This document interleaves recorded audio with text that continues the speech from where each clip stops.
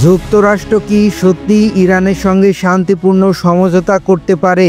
Iran বলছে না। দেশটির সর্বোচ্চ ধর্মীয় নেতা আয়াতুল্লাহ আলী খামেনি স্পষ্ট করে জানিয়েছেন, যুক্তরাষ্ট্রের সঙ্গে চুক্তি করা এখন অসম্ভব, কারণ যুক্তরাষ্ট্র ক্রমাগত প্রতিশ্রুতি ভঙ্গ করে এবং হুমকির ভাষা ব্যবহার করে। তিনি বলেন, আমরা এমন একটি পক্ষের সঙ্গে কোনো আলোচনা বা চুক্তিতে যেতে পারি না যারা প্রতিশ্রুতি ভাঙে, মিথ্যা বলে এবং সামরিক হুমকি দেয়।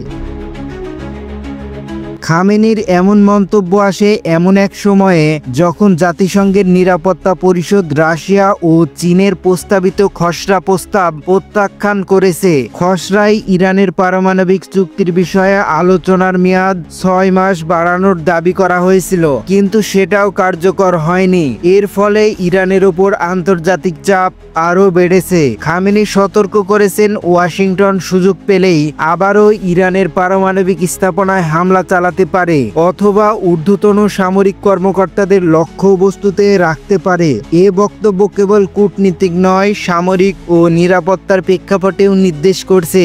ইরান স্পষ্ট করেছে তারা আন্তর্জাতিক চাপের মুখে কোনো চুক্তি স্বীকার করবে না যদি যুক্তরাষ্ট্রের প্রতিশ্রুতি নিশ্চিত না থাকে। পশ্চিমা দেশগুলো যুক্তরাজ্য, ব্রিটেন, ফ্রান্স, জার্মানি ইরানের ওপর চাপ বাড়াতে চাইছে, কিন্তু তেহরান দৃঢ় নিজস্ব নীতি ও নিরাপত্তার প্রতি।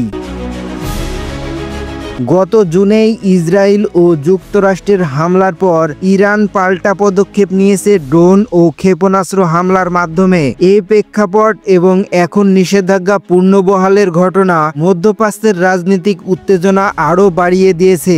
ইরান জানিয়েছে তারা পরমাণু অস্ত্র তৈরি করবে না এবং সব কার্যক্রম স্বচ্ছ রাখতে প্রস্তুত। তবে আন্তর্জাতিক চাপের মুখে তাদের প্রতিক্রিয়া কতটা কঠোর হবে এবং কূটনীতিক সমাধান কতটা সফল হবে, এটাই এখন বড় প্রশ্ন।